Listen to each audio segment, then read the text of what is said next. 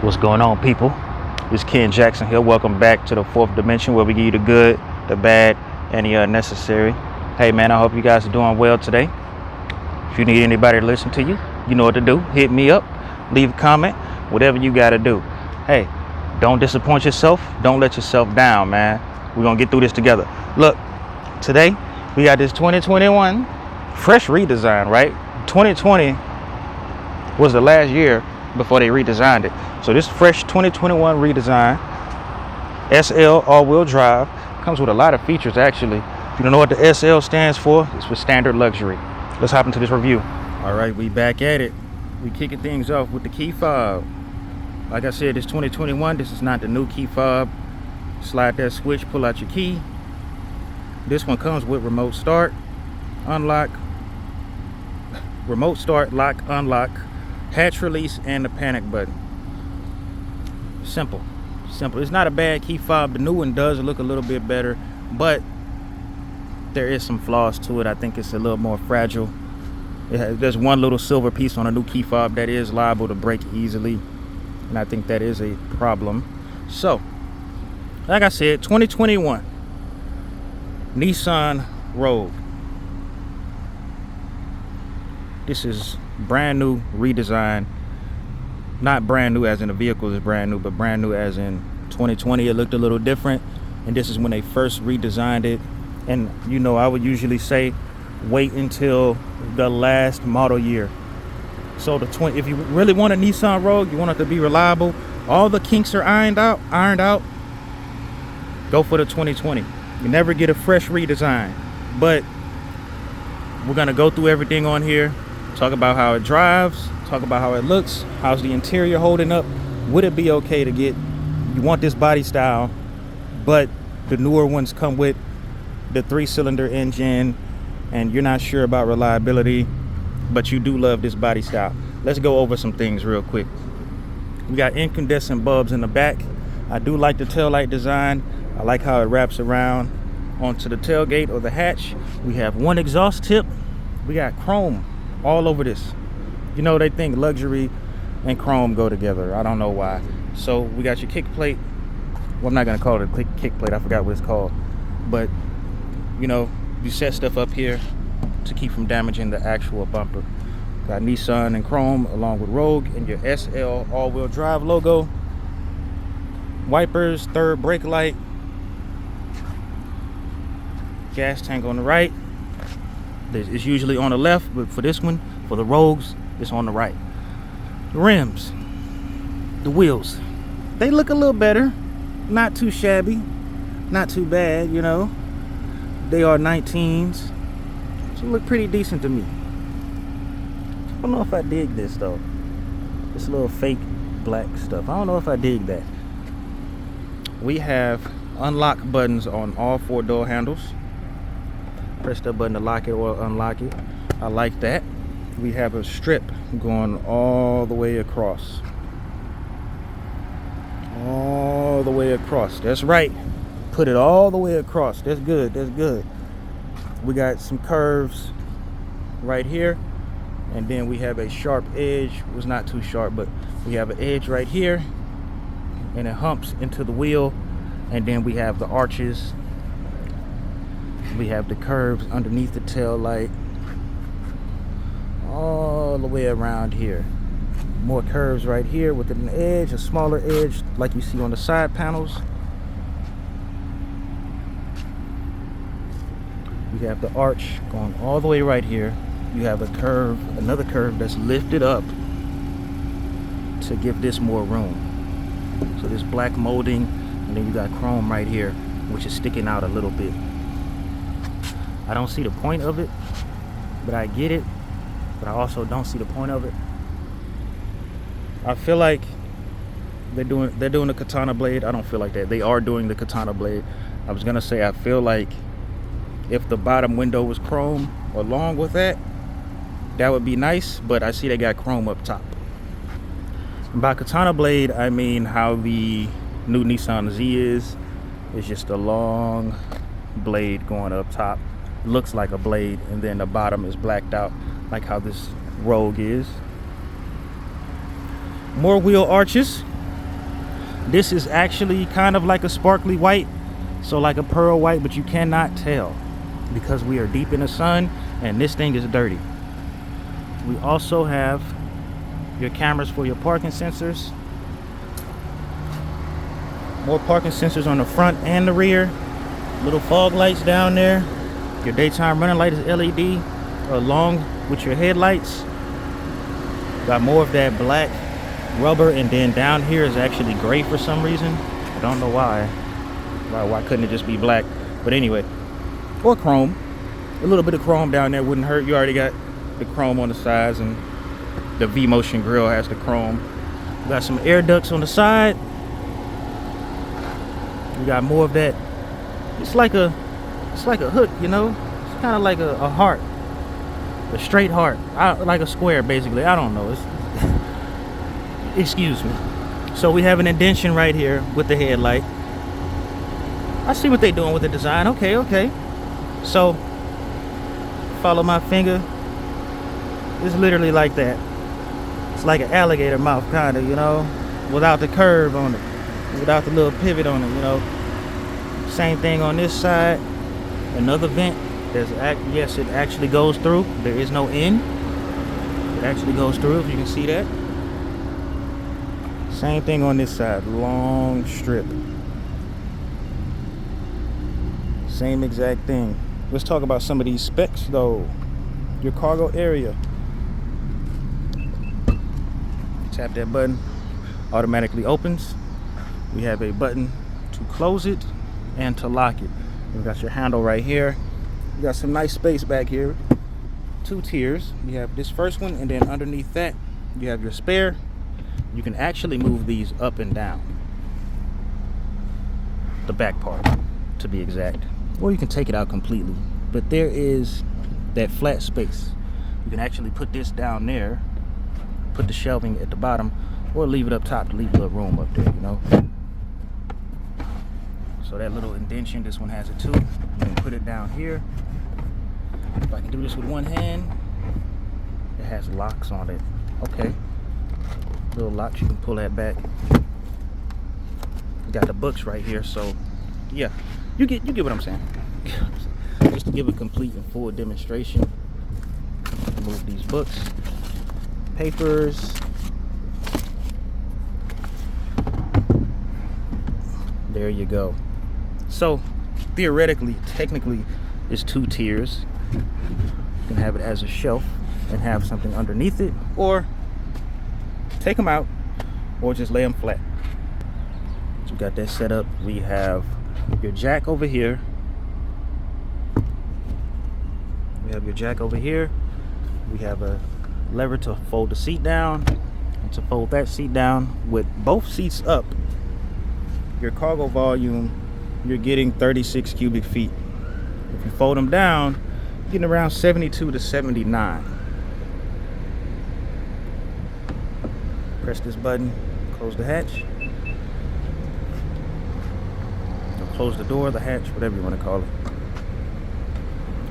Now we can go to the business, get to that engine. So no hydraulic hood struts, but we do got some working room up in here. All your Rouges with this year model comes with the 2.5 liter 4-cylinder naturally aspirated. These things make 181 horsepower, and it's matched with a CVT, obviously. You do got some good working room. Everything looks nice and easy and simple to get to, and I love it. Now you can get these in front wheel drive or all wheel drive, but obviously it's still 181 horsepower and 181 pound feet of torque. As we get in here, let's SUV, so there's no complaining about leg room or headroom. You can see, if I sit straight up, got enough space. Now, the back seats, they do not recline, and that's just fine. We have an armrest with cup holders right here. We have more storage right here. You can fit another cup up in there, and this is not a pass-through, so you can fit something else right here as well. The only windows that are one touch up and down is the driver. That is very confusing because this is the SL model, and as you can see, you have sunshades for the rear passenger. You have tri-zone climate, USB-C and USB-A right here. Got door pockets on both doors. Well, map, whatever pockets you want to call them. Seat pockets on both seats for the driver and passenger. And this has the upgraded Bose system. Now, that sounds really good. Compared to some of the other Bose systems that I tried for Nissan, this one sounds really good actually. We have your lights up here, your handles for your coat, or if you just want to grab them, I guess. And then you have a nice size sunroof. It doesn't go all the way back, but it goes a good distance. Get into the driver's seat. Nice, solid. I'll turn this down. That actually controls everything. That turns the fans down for the rear, the whole car. Right. The only thing you're doing is changing the temperature and changing how high this comes out, I guess, with the little wheel. So, as I stated, there's only one touch up and down for the driver. You do get memory seats though. You got your hatch release over here. This will help you steer on the highway. Have another cubby, a little bit bigger, and also a spot for your cup. This is not a pass-through. You can put something right there, but obviously this is not fully loaded. It is the SL, so you still got a lot of blank switches right here. You have your headlights, your automatic high beam, turn signals right here. You have a wheel to control your menus right here, and buttons on the side. It says okay, but you can't press that. You actually have to press the wheel. This is for your music, volume up and down, next station or next song, and this just brings up a shortcut menu. Steering wheel is manual. Windshield wiper stock. Paddle shifters for whatever reason. Nissan Pro Pilot Assist.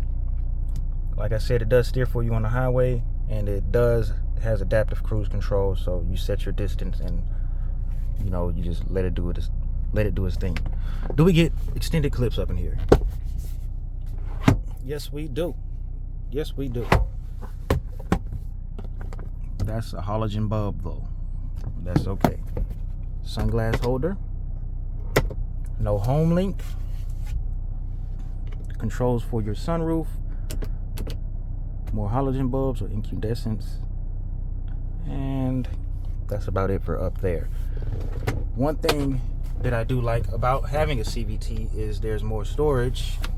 So that's it could be deeper, but it's not that deep. You would think that this would be deeper and more spacious, but it's really not. There's not much in here for an SUV, and for the transmission to be literally right at your feet. You have a lot more space that you could clear up for here, so we can add things in here, but this is actually pretty small in my opinion.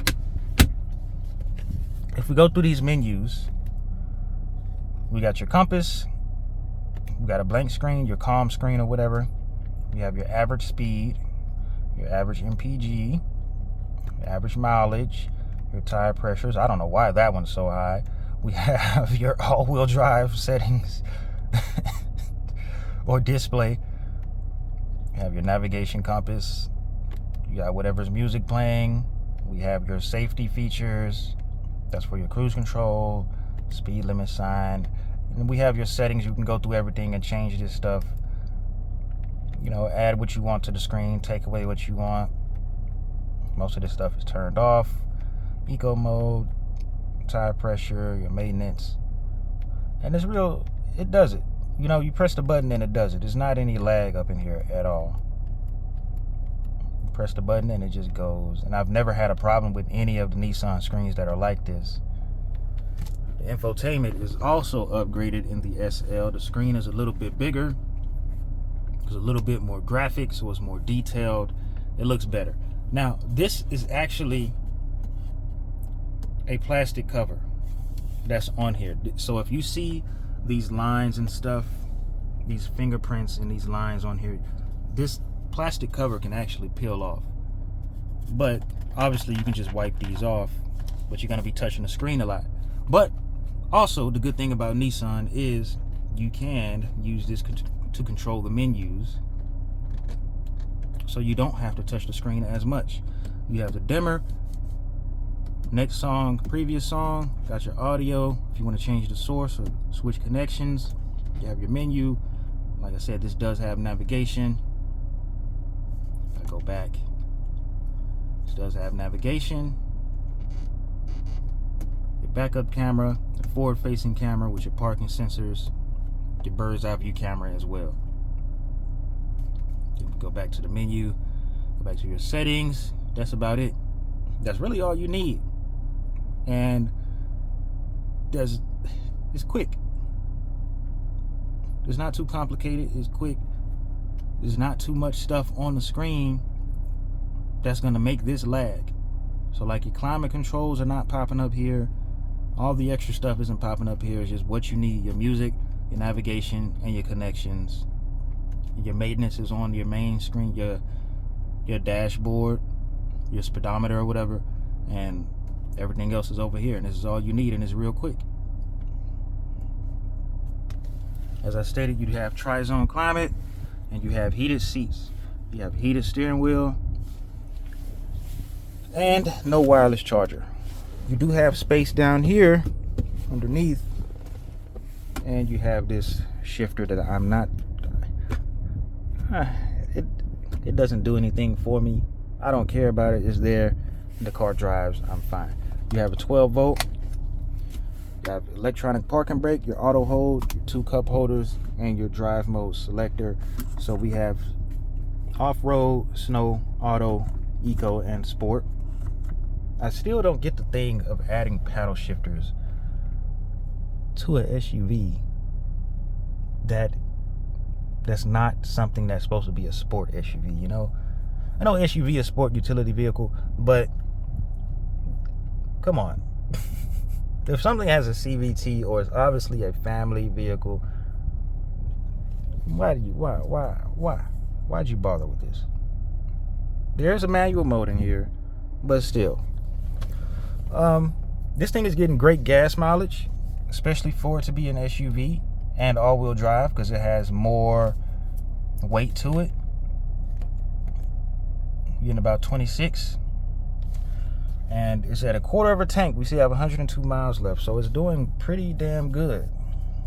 We're gonna hop into this drive, show you guys how things work. Let's make sure we buckled up. I'm aware that this has been a pretty short review, but there's not much to this vehicle. As I stated, you have the S, the SV, the SL, the Platinum. You're getting the same engine. It's a Nissan Rogue. It's an economy SUV technically with the CVT in it, right? This is squeaky. Remember I said we were gonna go over some of the materials? The materials still feel good, but I hear something squeaking. I do like the brown. Remember, we like consistency, right? Speakers sound great. The brown, the dark brown up here, all the way across the dash to the back. It's great. This. It's not over here. It's not over there. It's not in the middle. Why is this right here? Why is that right there? I hear, that's the seatbelt making that noise? Talk about the materials. 2021, 45,000 miles, still drives great. Interior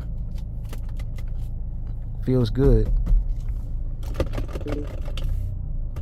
Everything works as it should, but the mileage is still low. But I'm still not going to take away from because Nissan really does make some good vehicles, and they used to make good vehicles as well, along with today.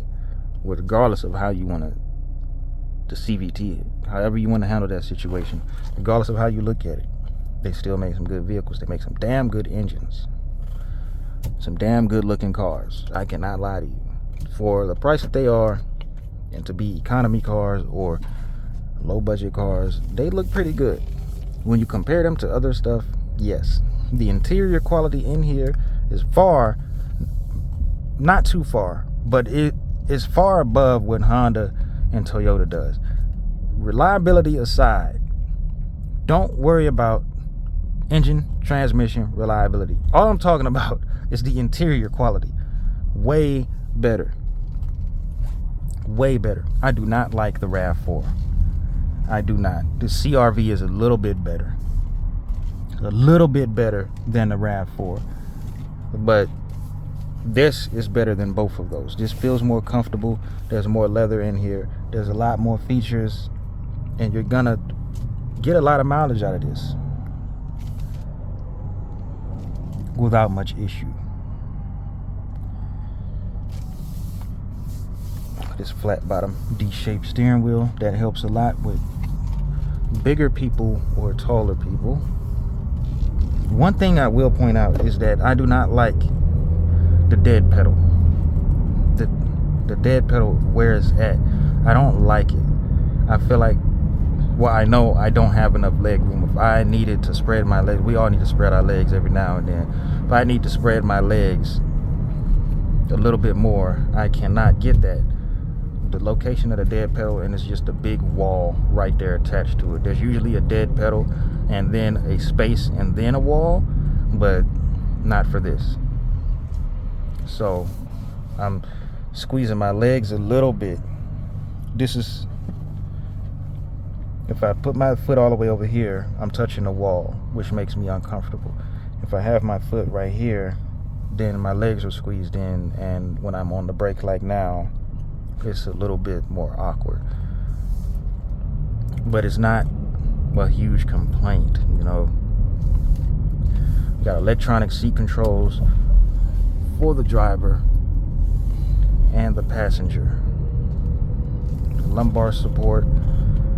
This seat belt, it's not the center console, it's the seat belt that's doing this squeaking sound. But the car drives really smooth. Another thing is putting it in eco mode and trying to get out the way. To be honest with you, the power delivery in eco mode is so smooth. The engine and the CVT is working together well when it's in eco mode. When you put it in sport mode and do all that manual stuff, you shouldn't be doing that in the first place. But when you do that, it's like they're fighting with each other, you know. In eco mode, the power delivery, even when you're flooring it, is pretty good. Even right there, just tapping on the gas, it's like, hold my hand. You know, the engine's like, hold my hand, let's go. Like they're waiting on each other. In sport mode, it's like the engine is dragging the transmission along, and it doesn't feel as comfortable, but you wouldn't be in sport mode a lot in this car anyway. Now, you do have about 2,000 pounds that you can tow, but again, it's a little family car and it's a CVT. I don't tow with those. I do not recommend towing with a CVT at all, regardless of how big the SUV is. Maybe if you're gonna tow a little something, but the transmission already gets stressed easily. And another thing that holds it back is heat. Climbing mountains, excessive heat, and just jerking it around really hurts the transmission. With this transmission specifically, the CVTs, they have been bumped up, they have been redesigned, so forth and so on, but still, it's like I'm still not comfortable enough to the point, I don't trust it enough to the point to where I want to tow with it. Or even if you have a Maxima or something, I'm no longer comfortable with throwing tunes and everything at it to make it faster and blah blah blah, you know.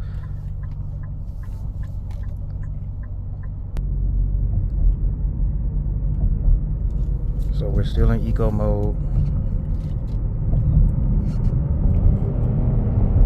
It's smooth. It's smooth. We can switch it to sport mode. You have auto. Put it in sport mode.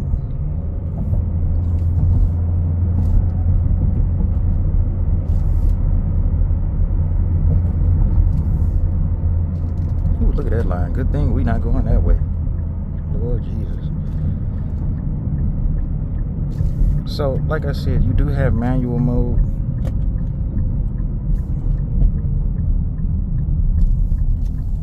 We can try to floor it right around this corner.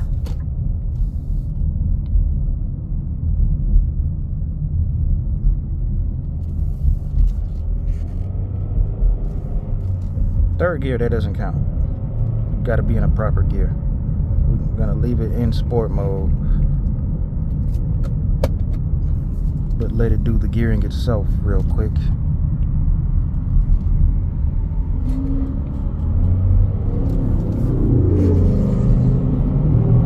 There's a lag. There's the engine pulling it.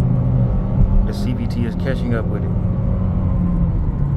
The engine pulling it along, and the CVT is just trying to catch up with it. There's a lag on it because you're speeding, you're flooring it, or you're half throttle, and the engine's going.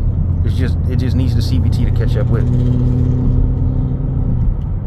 So even the third gear, the lowest gear we can go, second gear now. And then it kicks in right there.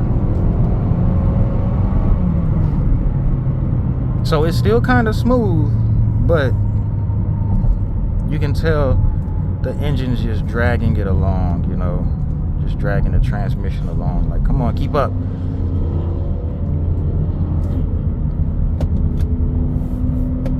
Put it back into regular mode. The turns and everything feel great. See, you have the standard value, and then you have above that the standard luxury, and then they have the SRs now. Well, not the Rogue, but it has the SRs now, and it's the Sport Rally, which doesn't make sense because none of the cars look sporty or rally, but they feel great. They drive great, you know. So the newer Rogues have that 3-cylinder turbo, which I don't get the points in those. I don't see the purpose of that 3-cylinder turbo engine for the Rogue. I get the purpose for the Ultima, because you kill the Maxima, you need a sporty version of your vehicles, right? Outside of the 370 and the Z and the GTR. Because you still have to compete with the Accord, you have to compete with the TRD, Avalon, and Camry.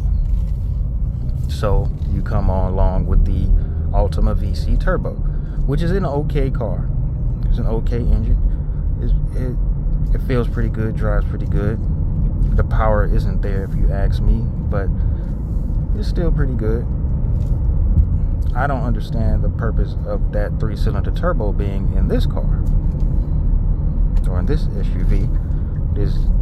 It does it no justice. There's the blind spot monitor.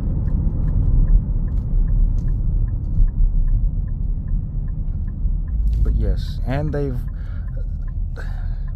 been having problems with the Rogue version, right? Bad motor mounts, easily destroyed motor mounts. Not only that, oil consumption, oil leaks. That 3-cylinder turbo in the Rogues, they need more refinement. It's great that they're so small and compact and they were able to figure those things out, but it could be a lot better. This is my off-road portion right here.